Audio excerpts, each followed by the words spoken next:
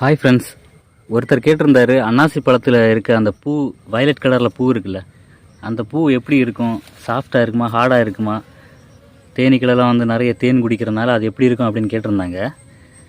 இது எப்படி இருக்குன்னா, இந்த பூ வயலட் கலரில் பூ இருக்குல்ல, இந்த பூ வந்து ஹார்டாக தான் இருக்கும், சாஃப்டாகலாம் இருக்காது. நம்ம இழுத்தா அது பிச்சுக்கிட்டு வரும், அந்த மாதிரி தான் இருக்கும். இழுத்தா அப்படியே உருவி வராது. இதாக இருக்குல்ல பூ, இப்போ பாருங்கள்,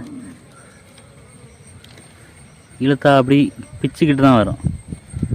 அது உள்ளே இருந்து வெளியே வராது, அப்படியே ஸ்ட்ராங்காக இருக்கும், உள்ளே நல்லா ஹார்டாக இருக்கும். இந்த பூ அப்படி பிடிச்சா சாஃப்டாகலாம் இருக்காது, ஹார்டாக இருக்கும். பார்த்தீங்களா, பிச்சுக்கிட்டு தான் வருது. தேனீக்களெல்லாம் தேன் குடிச்சிட்டே இருக்குது இப்போ.